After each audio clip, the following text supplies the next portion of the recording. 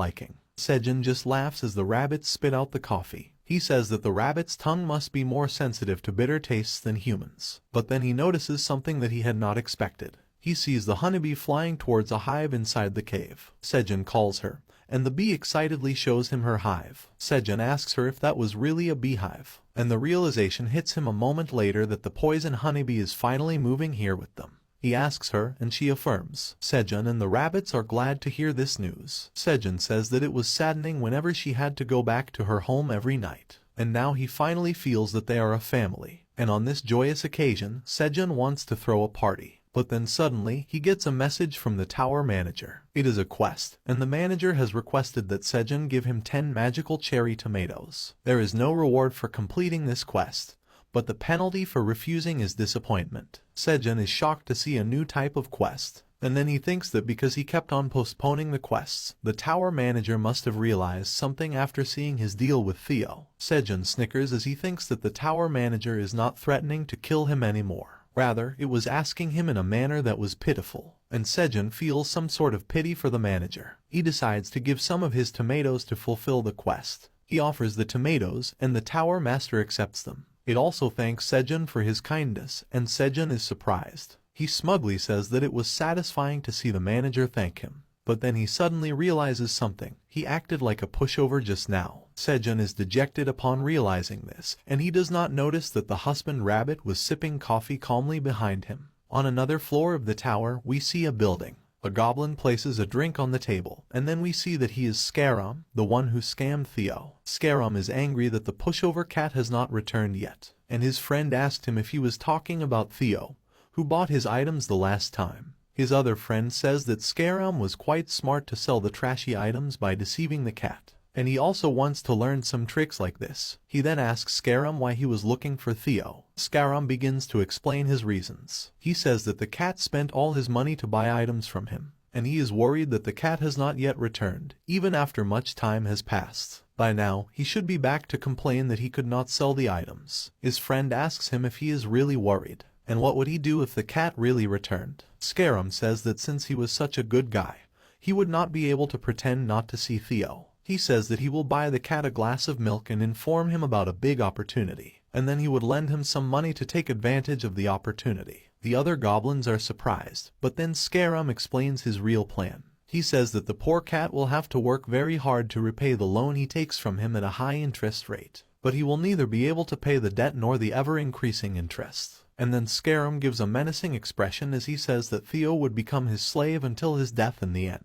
The other goblins say that Scarum was a genius, and one of them asks him if he should not hurry and find the cat as soon as possible. It was not easy finding such a pushover, but Scarum laughs confidently and says that they still have plenty of time. He advises his friends that they should not chase their prey so recklessly, and the other goblins are impressed yet again by his carefree attitude. But then Scarum says that they should look at today's wandering merchant sales ranking. The other goblin also says that it was about time for it to be updated. And then they open the information windows in front of them, showing the ranks of wandering merchants according to their sales. Scarum sees that he has reached the 999th rank, and he is happy to finally make it into the top 1,000.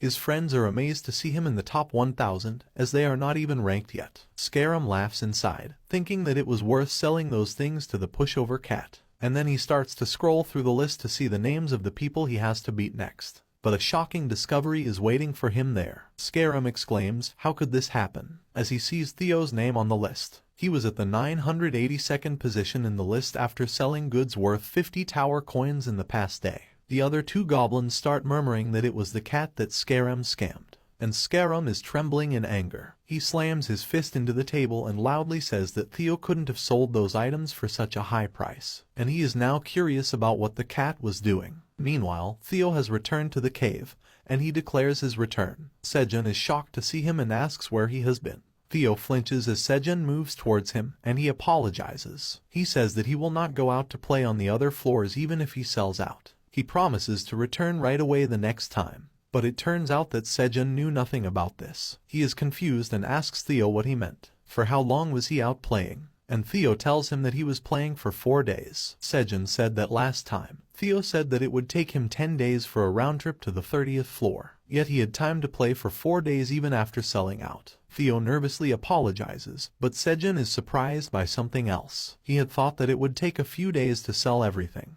But Theo returned to the cave within 14 days, and adding the 10 days for the trip and 4 days of playing around, Sejun realizes that Theo sold out as soon as he reached the 30th floor, and then Sejun places his hand on Theo's shoulder. He makes a scary and menacing face and asks Theo to tell him the details if he does not want to see his sacrilegious side. And the cat is too terrified to do anything else. He tells everything that happened to Sejun and the rabbits, and Sejun asks if the hunters really bought everything after Theo just talked a little bit. He is in disbelief, but Theo exclaims that it was exactly as he said. He hands over the bag containing 50 tower coins to Sejun, who checks them properly. He then calls the cat merchant employee Theo and says that he worked well. Sejun also gives him his incentive, 2 tower coins. But Theo is shocked and asks Sejun if he wasn't the sales cat Theo, the resourceful. But Sejun coldly tells him that he got demoted. What kind of sales cat returns after playing around for 4 days? But then Sejun adds that if Theo works hard the next time,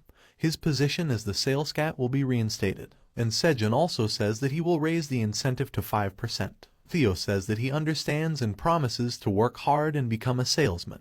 Then Sejun asks Theo why he is constantly talking with his cat accent now, and Theo says that he has decided to live this way now. He says that humans seem to like this side of him. Sejun starts laughing and says that everyone will soon know his name. Theo asks him what he means, and Sejun says that the name of the farmer is displayed on the status window of the cherry tomato, and that is why people will soon learn his name as the person who cultivated the magical cherry tomato. But these words are enough to scare Theo and make his hair stand on end. He suddenly realizes that he is in trouble. There was a system in the tower that forcibly hides the origin of goods that beginner wandering merchants sell. It was done to prevent the wealthy traveling merchants from stealing the suppliers of the beginner wandering merchants. And because Theo was still a beginner wandering merchant, Sejun's name was forcibly hidden from the status window of the cherry tomatoes. Theo thinks that Sejun will be very angry if he learns the truth. He might demote Theo from the post of an employee to an intern, and he fears that he might even become a part-timer. Theo is scared, and Sejun asks him what he was thinking.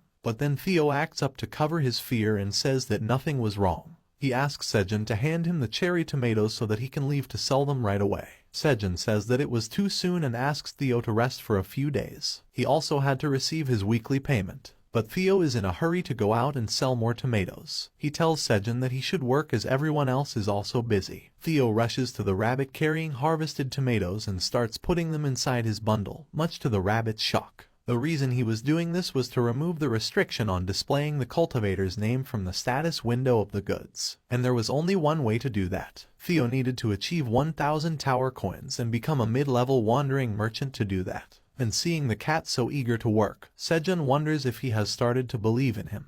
This chapter starts with a scene from a large building on Earth. A group of people are gathered there, and they are talking about something. And on closer inspection, it turns out that they are the adventurers of the tower. They were from the Phoenix Guild, the same group that Theo sold the magical cherry tomatoes to. One man is trying to convince his friends that he is speaking the truth, and the others do not believe him and say that what he is telling them is impossible. But as they continue their conversation, their leader's phone rings. He is the leader of the Phoenix Guild, Kim Dongshik. He checks his smartphone and finds that he has a message from his daughter. She tells him that the effect of the cherry tomatoes he brought for her was great. All her friends were jealous of it, and now she wanted more. The girl asks her father that won't he buy more of them for his lovely daughter, and Dongshik is moved to tears. The man next to him asks what was wrong, and as Dongshik sips his coffee, he tells him about his daughter. She was usually annoyed by everything because she was struggling with her diet. But today she was happy and said that she loved her dad. Dongshik then adds that he only bought 20 pieces of the cherry tomatoes the last time and left the rest for the other team members. He did not know back then that his daughter would like them so much. If he had known that, he would have bought all of them. Another man asks him if he was talking about the cherry tomatoes sold to them by the wandering cat. He wonders why the girls are so obsessed with it. But another man gives his testimony about the power of cherry tomatoes. He was having a fling with a girl, and he gifted her the cherry tomatoes. Now, they were dating. The other people can barely believe him, and they are quite shocked. One of them says that he also bought the cherry tomatoes and still had some of them left. and 2 others enter a bidding war for the miracle fruits. They both want him to sell the fruits to them, and one of them offers to buy each fruit for 100,000 won. But Dongshik stops them and says that they cannot progress like this, and then he orders his men to summon the rest of his team. They are going to the 38th floor right now. Dongshik is serious, but his underlings are confused. They think that it has not been long since their last expedition, and it was not easy to go on one again. A lot of people would complain about this decision, but that is what the boys think. And as they are saying this, the girls also come into the room, and they say that they are ready to go. The boys look around and find that Jessica and other girls are raring to go. They were wearing clothes to show off their slim waists, and striking poses to highlight their weight loss. One girl says that they had already prepared the tower coins to buy the cherry tomatoes, but she stops herself before she can complete the sentence and says that she means